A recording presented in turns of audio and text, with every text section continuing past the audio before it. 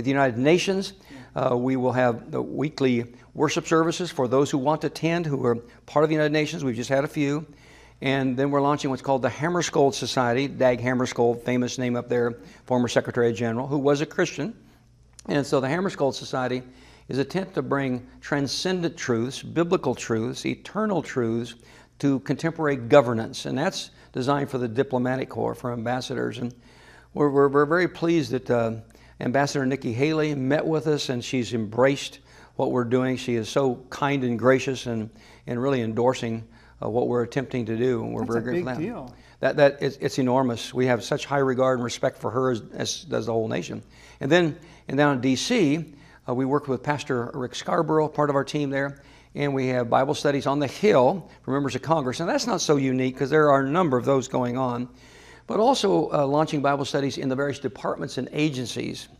And so when you think of, say, Department of Agriculture, Department of Interior, HHS, HUD, the State Department, etc., we're targeting those areas to just bring together people who desire to have biblical truth taught, and that's biblical principles of governance, God's view of governance.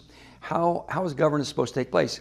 Because I believe if governance is followed biblically, it reduces human suffering, human pain, and poverty. How do you go about trying to get permission to do that? Actually, we have to work with the agencies, each one, okay, and get permission.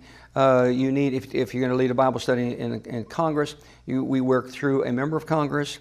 If we're going to do something in the United Nations, we only work with the blessings of a given nation. We follow protocol there. We just got we have one Bible study going right now. We're brand new in this part, in one department, and just got permission 2 weeks ago from another department or agency.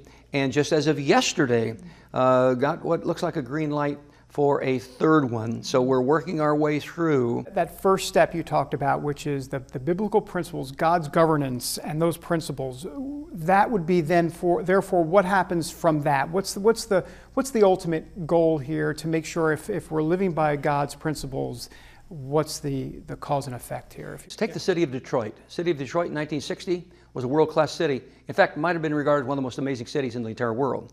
50 years later, it lay in ruins. Why? Principles and the policies that came from them. Some principles are good, some are very bad. Some will build life, some will destroy. So that's illustration one. We want to bring those kind of principles that will make our communities places of peace and tranquility.